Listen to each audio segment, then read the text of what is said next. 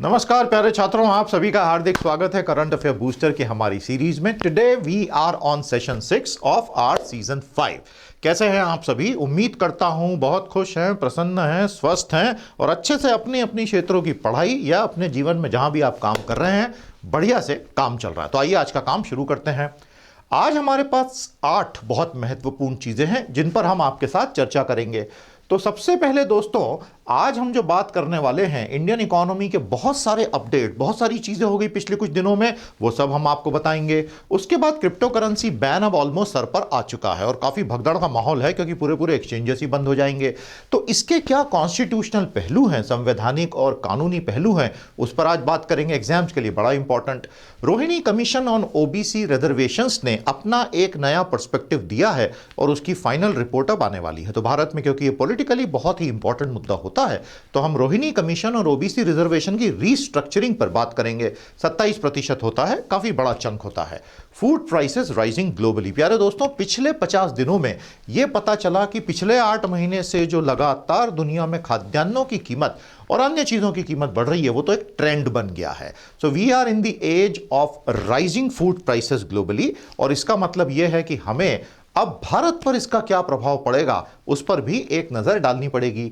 फिर एक बहुत बड़ी खबर है जो कि एक सप्लाई साइड रिफॉर्म है प्यारे दोस्तों, और वो है मैपिंग पॉलिसी का लिबरलाइजेशन। भारत सरकार ने भारत भर में जो मैप का काम करती है, कार्टोग्राफी का, उनको बहुत ही बड़ी एक छूट दे दी है। तो ये क्या है और ये 100% एग्जाम्स में आएगा, मैं बहुत अच्छे से पढ़ा दूंगा। WTO gets a new chief. आज से 1 साल पहले लोग कह रहे थे कि WTO तो अपनी मौत की कगार पे आ चुका है। रॉबर्ट तो अजीविडो बीच में ही छोड़ के भाग गए थे और डोनाल्ड ट्रंप जो है वो तो WTO को खत्म ही करने पे तुले थे। लेकिन देखिए दुनिया कैसे बदल जाती है, समय का पहिया घूमते रहता है और आज WTO को अपनी नई एक बॉस मिल गई है, पहली अफ्रीकन जो उसको लीड करेंगी, पहली महिला जो लीड करेंगी। और जो बाइडेन एडमिनिस्ट्रेशन चाहता है कि WTO तो बहुत अच्छे से काम करे। दुनिया भैया बदलती रहती है। फिर कोविड सिचुएशन और आज के 2 खूबसूरत एडिटोरियल्स। तो यह है हमारा आज का एजेंडा। एक्साइटेड? शुरू करें। तो जैसा आजकल दुनिया में कहते हैं कि भैया ये हम हैं, ये हमारा सीए बूस्टर है और ये ज्ञान की पावरी चल रही है, पावरी चल रही है। तो आजकल का ये मीम है, मैंने सोचा मैं भी थोड़ा अपना हाथ आजमाई लूं। वैसे बहुत अच्छा तो नहीं किया लेकिन यार जज्बे को सलाम करो, तुम बाकी छोड़ो। सो माय डियर स्टूडेंट्स, आज का हमारा मोटिवेशन आपके लिए तैयार है। The ability to reason makes us smart. तो कई लोगों को लगता है कि वो बड़े इंटेलिजेंट हैं, उनमें रीजनिंग और लॉजिकल एबिलिटी बहुत अच्छी है। तो ये तो अच्छी बात है। ये जो एबिलिटी होती है रीजनिंग करने की, लॉजिक की, चीज़ों को आर पार देखने की, गोइंग बियॉन्ड द ऑब्वियस, ये हमें क्या बनाती है? ये हमें बहुत स्मार्ट बनाती है, चीज़ों को समझने के लायक बनाती है। But there is another side to the whole story. The ability to empathise makes us human. अब क्या होता है दोस्तों, नॉर्मली हम लोग जो हार्ड साइंसेस पढ़ते हैं, मैथ्स पढ़ते हैं, साइंस पढ़ते हैं, टेक्नोलॉजी पढ़ते हैं, इंजीनियरिंग पढ़ते हैं, चार्टर्ड अकाउंटेंसी पढ़ते हैं, जनरल अकाउंटेंसी पढ़ते हैं, सारे हार्ड, मेडिकल साइंस पढ़ते हैं, वेटरिनरी, वो सारी चीज़ें हमें बड़ा लॉजिकल बनाती हैं, हमें हार्ड चीज़ें सिखाती हैं। समझ में आया? 1 + 1 = 2 बताती हैं। लेकिन 1 + 1 कैन बी 0 और 2 और 4 और 3.7582। ये हमें चीज कौन सिखाती है? Soft sciences, humanities, liberal arts. और वो हमें यह भी सिखाती है कि हम कैसे दूसरे इंसानों के साथ एम्पथाइज कर सकें। सो एम्पथाइज एक बड़ा अच्छा वर्ड है, एम्पथी एक बहुत अच्छा वर्ड है। खुद को दूसरों के शूज में रख के उसकी नजर से दुनिया को देखकर उसके साथ एम्पथाइज करना। आज की दुनिया में बहुत सारा स्ट्रगल जो चल रहा है वो इस वजह से कि कहीं ना कहीं दुनिया इसके पीछे भाग रही है और इसको भूल गई है। लेकिन हमें ऐसा नहीं करना है। अपने पर्सनल लाइफ में कोशिश कीजिएगा कि ह्यूमैनिटी को भी आप कम से कम और एम्पथाइजिंग विद ह्यूमंस को भी उतना वेटेज दें जितना बीइंग स्मार्ट को देते हैं। मुझे ऐसा लगता है इससे आपको भी बहुत फायदा होगा और भैया दुनिया का तो भला होगा ही होगा। कैसा लगा आज का मोटिवेशनल स्टेटमेंट आपको? हमें बताएं, कमेंट थ्रेड में इसको एक बार रिपीट करें और इस पर आपके जीवन की क्या लर्निंग है वो जरूर शेयर कीजिएगा। और आपको पता ही है दोस्तों, आते ही लाइक करना है, शेयर करना है, चैनल को सब्सक्राइब करना है, अपने दोस्तों को भी जोड़ना है साथ में। और 8 तारीख की मेरी इस बैच को आज के आज एनरोल करना है। हमारा पहला बैच फरवरी में आ चुका है, जबरदस्त चल रहा है कोर्स, इतना मजा आ रहा है इकोनॉमी क्रैकर में सभी स्टूडेंट्स को, hundreds of students are studying, ये पूरा सिलेबस हम कवर कर रहे हैं। अगर आप सिविल सर्विसेज एस्पायरेंट हैं या एमबीए एस्पायरेंट हैं, जीडी इंटरव्यू में बैठने जा रहे हैं, या एक वर्किंग प्रोफेशनल हैं जिन्हें फंडामेंटली समझना है इकोनॉमी फाइनेंस की बड़ी बड़ी चीजों को, ये देख लें आप, तो ये कोर्स आपके लिए है। प्यारा सा छोटा सा कोर्स है, 36 सेशंस का, एक महीने में पूरा हो जाता है। आपको सिर्फ 12 दिन मुझे देने हैं, 3-3 घंटे एक बार में हम पढ़ाएंगे, सैटरडे संडे मंडे, देखते देखते कोर्स कंप्लीट हो जाएगा। लेकिन जो ज्ञान आपको मिलेगा ना, सारी जिंदगी आपके साथ चलेगा। मार्च की बैच में अभी एनरोलमेंट्स आर ऑन, और जो लोग सीरियस हैं और आप में से जो पेरेंट्स हैं और अपने बच्चों को 9, 10, 11, 12 या कॉलेज के बच्चों को कोई गिफ्ट देना चाहते हैं, ये कॉम्बो कोर्स की गिफ्ट दीजिएगा, इससे अच्छी गिफ्ट आप नहीं दे सकते, बहुत ही खूबसूरत है। I hope to have your support for these courses, thank you so much. प्यारे दोस्तों, हम आपको इकोनॉमी के बहुत सारे इनपुट्स देने के लिए तैयार है। ये हमारी आज की पहली कहानी है, इंडियन इकोनॉमी अपडेट्स।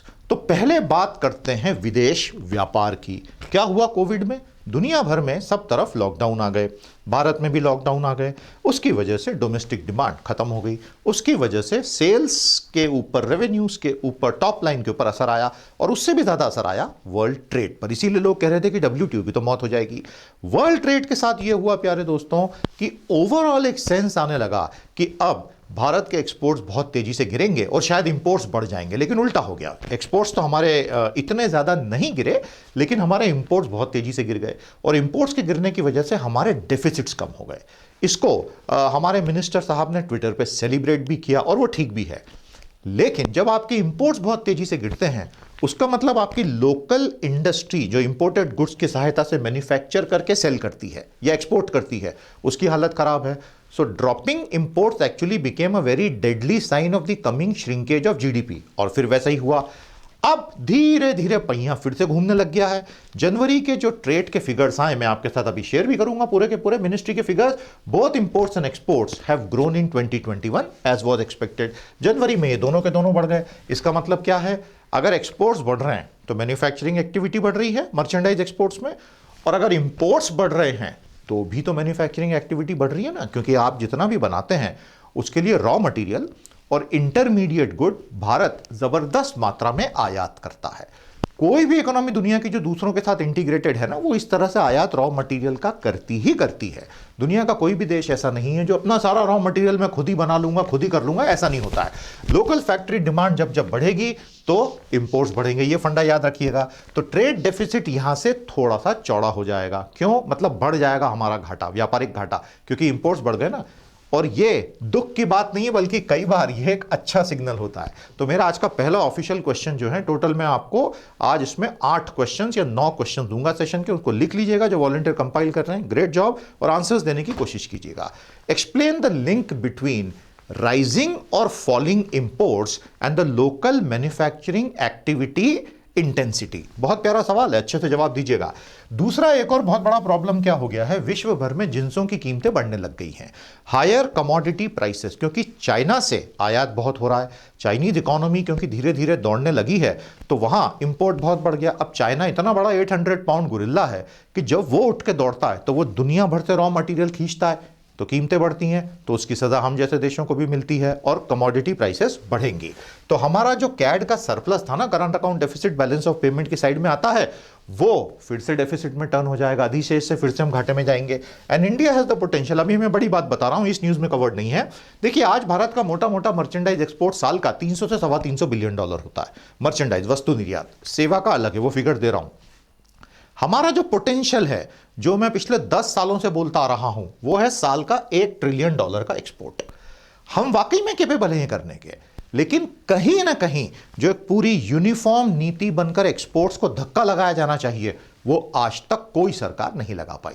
इससे हमारे जॉब्स बढ़ सकते हैं, दुनिया में हमारा रसूख बढ़ सकता है, बहुत कुछ हो सकता है। 3 गुना बढ़ाने का स्कोप है आज हमारे मर्चेंडाइज एक्सपोर्ट को, इतना आप जरा ध्यान रखिएगा।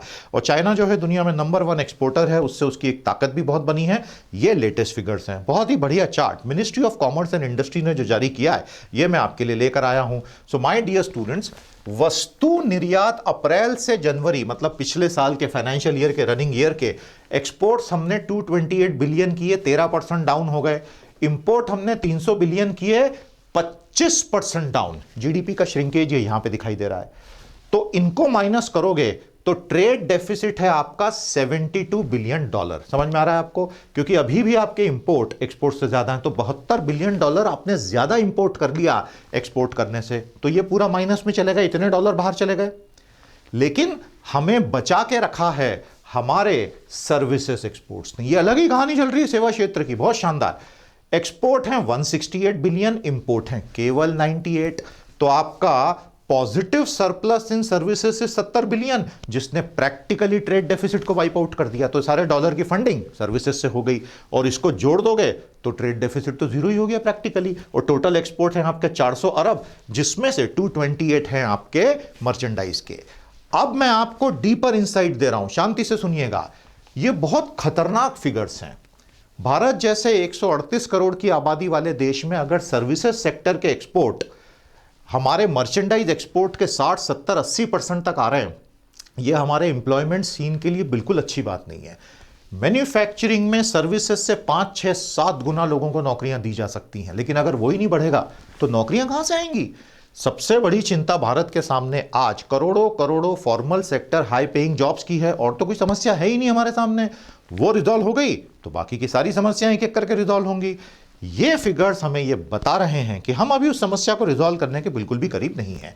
ये एनालिसिस समझ में आया आपको? मतलब गोइंग बियॉन्ड जो सिर्फ नंबर्स होते हैं वो बहुत जरूरी होता है दोस्तों, और मेरी सीरीज में वही कोशिश है। अब आप बोलेंगे सर थोड़ा सा माइक्रो लेवल डेटा भी मिल जाए। ये रहा सारा आपके सामने, इसको देख के पढ़िएगा, और पिछले साल के ट्रेड बैलेंस के साथ कंपैरिजन अगर आपको करना है तो वो आपको यहां मिल सकता है। ये बहुत इंटरेस्टिंग है, हाँ, इसको पढ़ के समझिए। और ये सर्विसेज की पूरी कहानी है, डॉलर्स में एज वेल एज रुपीज में। प्यारे दोस्तों, इकोनॉमी का दूसरा बड़ा महत्वपूर्ण अपडेट, हमारा होलसेल प्राइस इंडेक्स इन्फ्लेशन बढ़ के 2% हो गया है, और कंज्यूमर प्राइस इंडेक्स वाला घट के 4%, जिसको लेके अभी हाथ पांव फूल गए थे आरबीआई के, क्योंकि ये 6% के आगे चला गया था। आरबीआई की एफआईटी है, 2016 में कानून बना के लाई थी सरकार। एफआईटी का फुल फॉर्म बताओ, एफआईटी का बैंड क्या है जिसमें आरबीआई चलाता है? वो अचानक से कम हो गया क्योंकि खाद्यान्नों की कीमतों में एकदम से सॉफ्टनिंग हो गई, यानी काम हो गई, वो सारी सप्लाई चेन्स ठीक हो गई, एग्रीकल्चर प्रोडक्शन अच्छा हुआ, बहुत सारी चीजें, और हमारा wholesale price index based inflation ये बढ़ गया। तो अब आप बोलेंगे सर इसमें फर्क क्या? देखिए, सीपीआई इन्फ्लेशन कम हो रहा है, फूड प्राइसेस थोड़ी थोड़ी ठंडी होती जा रही है, उनमें बढ़त कम हो रही है, डब्ल्यूपीआई बढ़ रहा है। क्यों बढ़ रहा है? मैन्युफैक्चर्ड प्रोडक्ट्स में महंगाई से, और उसके पीछे जो इंजन लगा है फ्यूल और पावर की प्राइसेस। बिजली महंगी होती जा रही है, और ईंधन तो बिल्कुल तय करके बैठा है कि पेट्रोल 100 हो गया, डीजल बोल रहा है मैं भी 100 होके रहूंगा।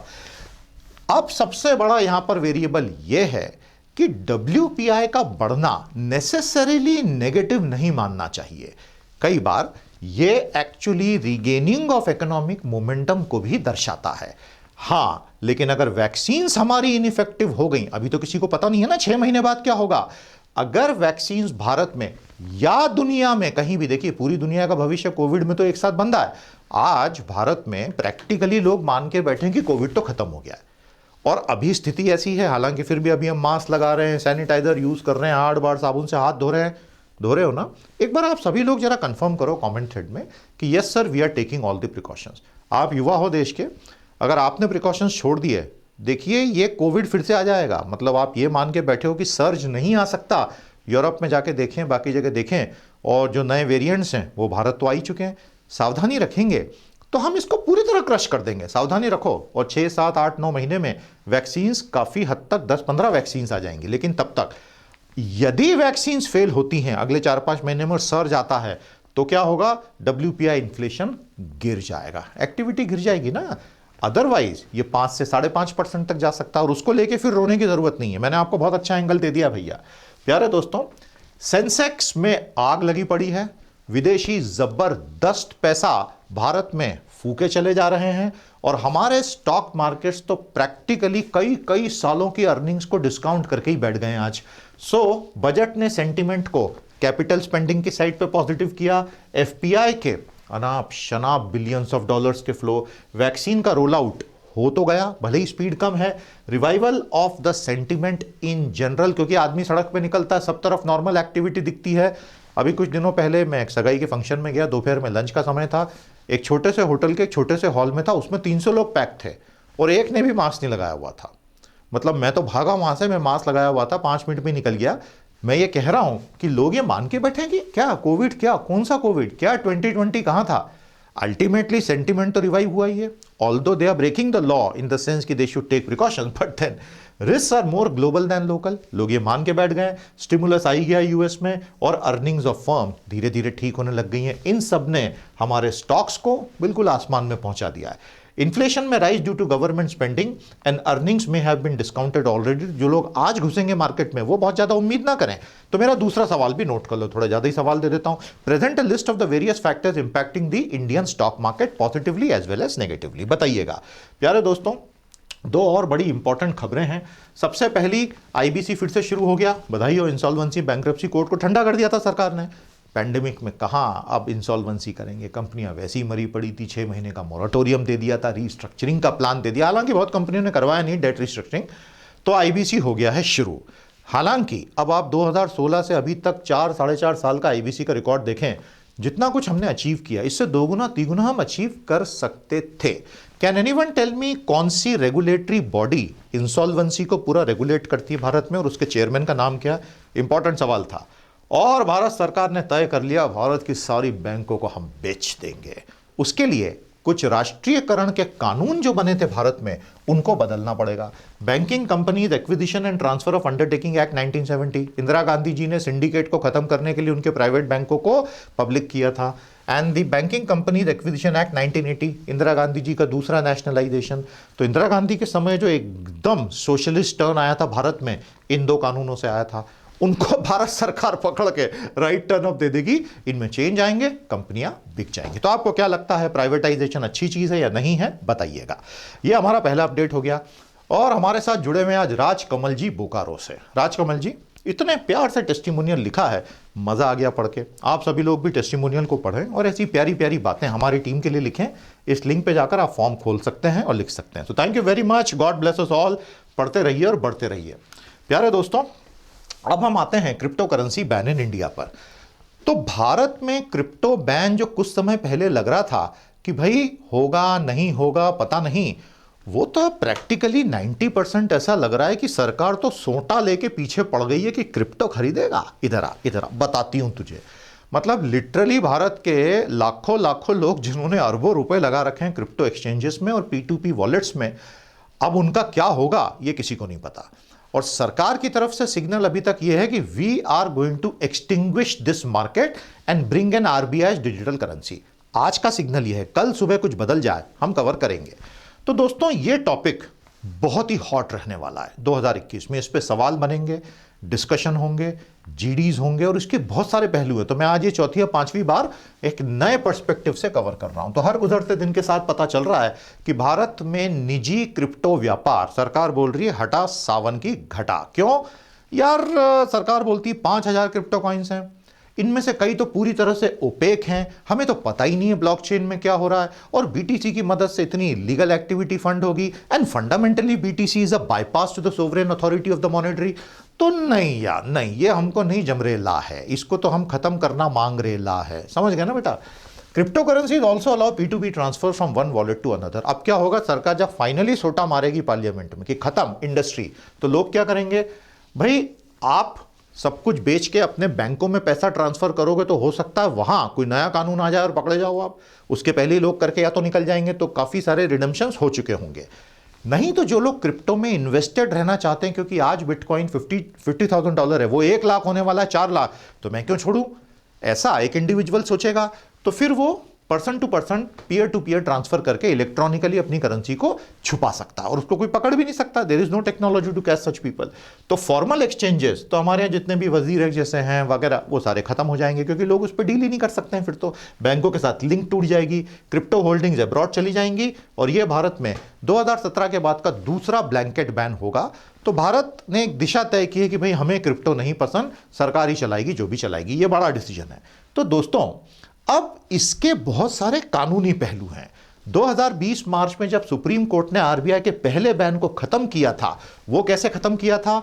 सुप्रीम कोर्ट ने यह कहा था कि RBI did not follow the doctrine of proportionality, आनुपातिकता का सिद्धांत।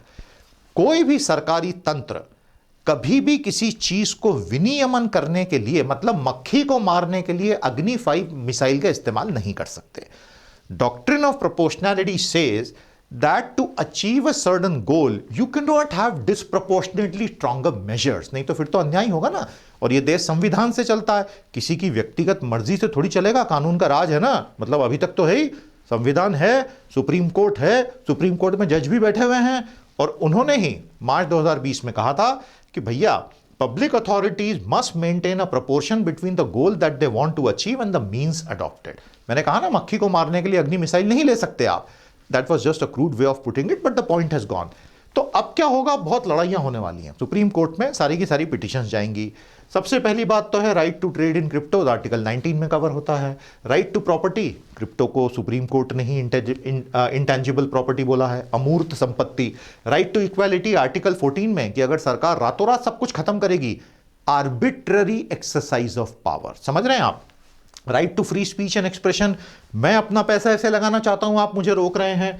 द सुप्रीम कोर्ट मे और may not strike down the blanket ban. अब किसी को पता नहीं है, तो अब पार्लियामेंट ही पूरा कानून ला रही है, आरबीआई कोई एग्जीक्यूटिव ऑर्डर जारी नहीं कर रहा, तो इसमें क्या होगा यह हमें 6 महीने में पता चलेगा। हो सकता है सरकार मूड बदल दे, it is possible, seeing so much of negative publicity around it and fear the government may change its mind, और the government may go head और आरबीआई जो है तुरंत भारत की अपनी डिजिटल करेंसी ला सकता है। ये तो अब भैया दिसंबर 2021 तक ही साफ होगा, तो हम आप तक लाते रहेंगे कहानी। तो हमारा अगला सवाल नोट करें फटाफट, और वो सवाल ये है, what are the various constitutional and legal angles to a possible second blanket ban on crypto currencies in India. बताना भैया उत्तर हमें।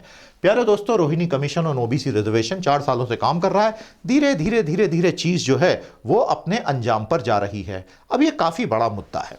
बेसिकली मुद्दा ये है, देखिए भारत में सबसे पहले जनरल कैटेगरी यानी कि सारे सवर्ण हो गए, उसके बाद ओबीसीज हो गए, उसके बाद एससीज हो गए, उसके बाद एसटीज हो गए। ठीक है, एसटीज हुए, एससीज हुए, इनके साथ अनटचेबिलिटी रही है हजारों सालों से।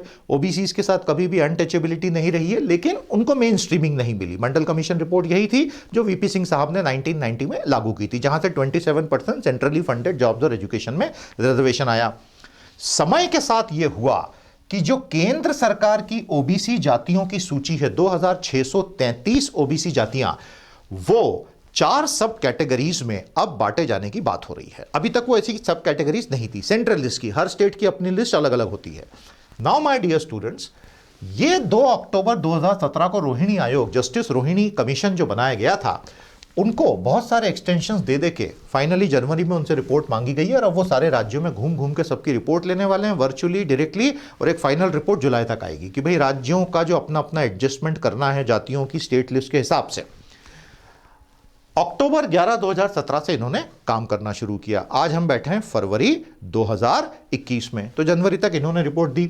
माय डियर स्टूडेंट्स, इनको जो काम दिया गया था वो ये कि सरकार को ऐसा लगा, बेस्ड ऑन सर्वेज, कि जो 27% अन्य पिछड़ा वर्ग को आरक्षण दिया था, उसमें केवल कुछ ही जातियों ने, कुछ लोगों ने नहीं, कुछ परिवारों ने नहीं, कुछ ही जातियों ने सबसे ज्यादा आरक्षण ले लिया, जो हिस्टोरिकली पहले से ही आगे खड़े थे कतार में।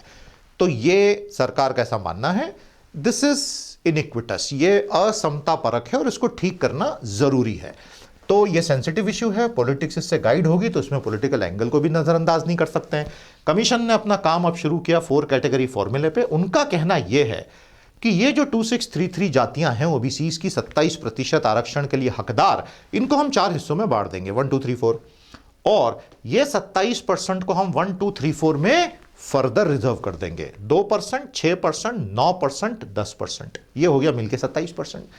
कैटेगरी 1 को दिया जाएगा कंफर्म 2%, कैटेगरी 2 को कंफर्म 6%, कैटेगरी 3 को कंफर्म 9%, कैटेगरी 4 को कंफर्म 10%। मतलब ओबीसी रिजर्वेशन अब सिर्फ कुछ ओबीसी जातियों का ना होके ओबीसीज का रिजर्वेशन हो जाएगा। आपको फंडा समझ में आया? अब इसमें फाइनली क्या होता है ये आपको 2030 में पता चलेगा, क्योंकि ये सब होगा, फिर आगे सिस्टम चलेगा, फिर 10 साल में कितने परिवर्तन होंगे ये तो आगे ही मालूम चलेगा ना, एकदम से आज के आज कैसे पता चलेगा। अब आप बोलेंगे सर इसके ऊपर थोड़ा डिटेल दे दें, तो ये मैंने आपके लिए पूरी लिस्टिंग यहां पे कर दी है। कैटेगरी 1 में 1674 कास्ट ग्रुप्स आ जाएंगे, largely those who have not benefited. तो कम से कम वो 2633 में से ऐसी 1674 जातियों के समूह हैं जिनको आज तक ओबीसी आरक्षण का बहुत फायदा नहीं मिला, इन लोगों को ग्रुप 1 में रख के कम से कम इनको 2% की गारंटी तो दी जाएगी। तो एक्चुअली देखा जाए तो उल्टा होना चाहिए, उनके लिए 10 होना चाहिए और जो कम है उनके लिए 2। लेकिन ठीक है, शायद अभी upsetting the Apple cart is not advisable. तो जो भी है, ये एक फॉर्मूला इवॉल्व होता दिखाई दे रहा है। तो ये आपके लिए बहुत काम का है, इसको बहुत ध्यान से देखिएगा, बहुत ध्यान से समझिएगा, परीक्षाओं में पूछा जाएगा। सुप्रीम कोर्ट ने समय समय पर रिजर्वेशन के बहुत सारे पहलू होते हैं, उन सब पर जजमेंट्स दिए हैं। ये एक अच्छा कंपाइलेशन 5 जजमेंट्स का है। कभी समय मिलेगा तो रिजर्वेशन और कास्ट के ऊपर भी लंबा सेशन लेंगे, वो अपने आप में बहुत लंबा टॉपिक है। अभी एवोल्यूशन वाला हमारा पेंडिंग ही है, वो आपको वादा किया हमने 2 से 3 घंटे का सेशन, वो हम लाएंगे जरूर। तो अगला सवाल नोट करेंगे प्यारे दोस्तों, summarise the basic thrust in the report of the Justice Rohini commission on OBC reservations. आगे चलते हैं प्यारे दोस्तों, फूड प्राइसेस राइजिंग ग्लोबली। तो भैया पूरी दुनिया में जो है खाद्यान्नों की कीमतें बहुत तेजी से बढ़ रही हैं। इसके बाद हम मैपिंग पॉलिसी पर आएंगे और ये एक ट्रेंड है। ये ट्रेंड किसने हमें बताया? Food and Agricultural Organisation of United Nations, उसने ये बताया। इनका एक इंडेक्स होता है, सूचकांक। आपको क्या लगा सिर्फ नीति आयोग इंडेक्स बना सकता है?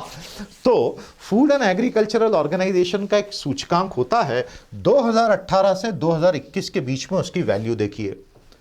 अब एक ट्रेंड आपको दिखाई देगा कि कैसे food prices across the board are now rising, और ये अपने कई मल्टी ईयर हाई पे चला गया है। इसका मतलब यह है कि एग्री बिजनेसेस में जो बड़े बड़े कॉरपोरेशंस हैं, उनके लिए तो पैसा कमाने का ये बहुत बड़ा मौका आ गया है। Farmers who are able to export, उनके लिए पैसा कमाने का बहुत बड़ा मौका आया है। So all these people stand to gain in certain crops. तो पहले हम देखें, 8 महीने से लगातार बढ़ रहा है एफएओ का इंडेक्स। तो मतलब अब इसको ट्रेंड मान लिया जाए, इसके बहुत सारे इंप्लीकेशंस होंगे। सीरियल्स की कीमतें बढ़ रही हैं, जिसमें मक्का बहुत तेजी से बढ़ गया है।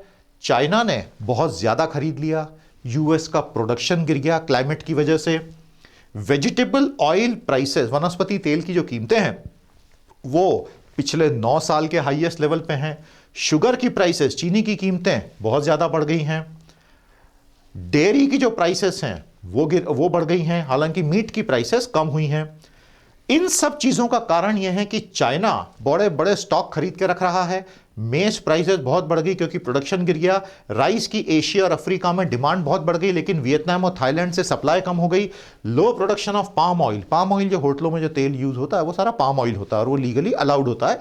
मलेशिया इंडोनेशिया से लेबर शॉर्टेज और वेदर के कारण वहां से पाम ऑयल की सप्लाई कम हो गई। भारत एडिबल ऑयल्स में बिल्कुल भी अभी सफिशिएंट नहीं है, हम पल्सेस में हो गए, एडिबल ऑयल में नहीं है। Dry weather in Brazil sugarcane को बिगाड़ रहा है। बहुत सारे फैक्टर्स एक साथ आ गए और कीमतों को बढ़ा दिया। तो आने वाले समय में महंगा फूड होगा तो हमारे लिए तो चिंता एक ही है कि हमारे सीपीआई और डब्ल्यूपीआई का क्या होगा। तो देख लीजिए अच्छे से प्यारे दोस्तों, एफए का फूड प्राइस इंडेक्स 2014 से अभी तक अपने हाईएस्ट लेवल पर आ गया। तो ये तो एक ट्रेंड है ही। और भारत का फूड प्राइस इंडेक्स और एफएओ का मंथली फूड प्राइस इंडेक्स में आप देखेंगे कहीं ना कहीं कभी कभी एक ट्रेंड दिखाई देता है, लेकिन हर बार नहीं है, लेकिन एक दोनों में समानता दिखती है, लीनियर रिलेशन दिखता है। अब आप पूछेंगे कि सर भारत में इन्फ्लेशन 2 तरीके से मेजर होता है, थोक मूल्य सूचकांक wholesale price index base inflation और खुदरा मूल्य सूचकांक consumer price index base inflation. तो दोनों में सर जरा लगे हाथों फूड का वेटेज भी तो बता दो सर, एग्जाम में आएगा सर, क्या कर रहे हो सर, सीरीज चला रहे हो सर, बताओ सर, नंबर बताओ सर। तो ये रहा नंबर। सीपीआई का आपको दिखेगा प्यारे दोस्तों, फूड एंड बेवरेजेस का वेटेज है 54.18। तो सीपीआई इसीलिए बहुत वोलेटाइल रहता है, बहुत कंज्यूमर है ना, तो थोक में बेचना और कंज्यूमर में बेचना, तो बीच में ट्रांसपोर्टेशन और फ्यूल आ गया और रिटेलर का मार्जिन आ गया, इसलिए ये बहुत ऊपर नीचे चलता रहता है। होलसेल थोड़ा स्टेडी रहता है और उसमें पिछले 8 सालों में फूड का वेटेज फिक्स है 24.3%। समझ में आया आपको? तो ये चीजें बड़ी इंटरेस्टिंग रहती हैं, इनको समझे बिना इन चीजों को समझ पाना मुश्किल होता है, इसलिए मैं साथ ही साथ में ये सारे आपको इनपुट्स देते रहता हूं। क्लियर हो गया भैया?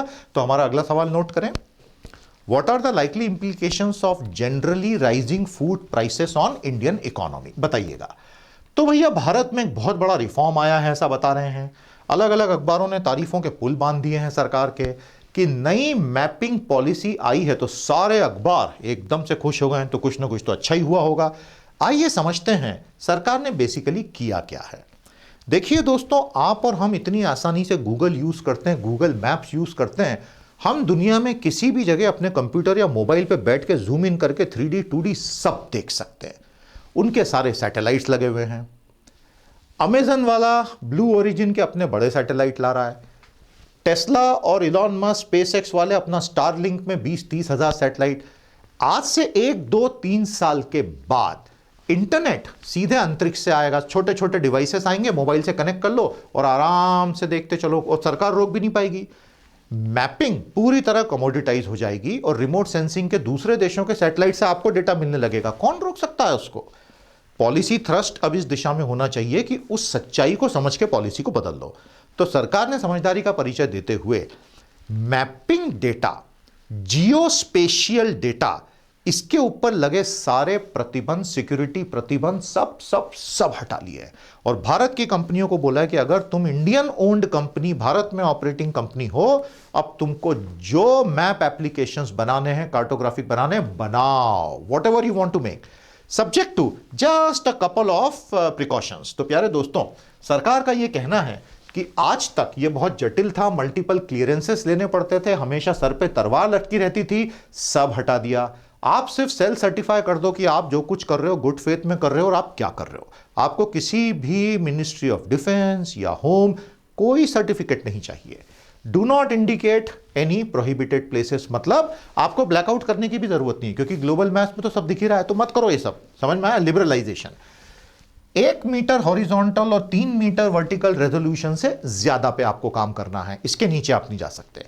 इसमें प्रिवेसी कंसर्न्स होंगे, तो इसमें कमर्शियल एप्लीकेशंस का काम हो जाता है। 1 मीटर हॉरिजॉन्टल और 3 मीटर वर्टिकल, कोई दिक्कत ही नहीं आती है।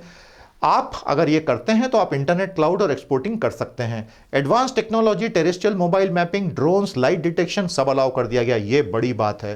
प्राइवेट कंपनियां अपने ड्रोन से अपने मैप बना सकती। पता चला आसमान में ड्रोन्स के एक्सीडेंट होने लग गए, ट्रैफिक वाले आसमान में ही खड़े उसके बाद सीटी बजाते हुए, और लिडार अलाउ कर दिया है। तो ये बहुत बड़ी बात है। आपको पता है ना, ड्राइवरलेस गाड़ियों में लिडार लगता है, लाइट डिटेक्शन एंड रेंजिंग। तो ये लिबरलाइजेशन अब क्या रंग दिखाएगा, ये हमें 2 से 3 सालों में पता चलेगा। हो सकता है गूगल मैप को हम लोग चुनौती दे पाएं, क्योंकि अल्टीमेटली तो गूगल मैप हमसे ही कमा रहा है ना।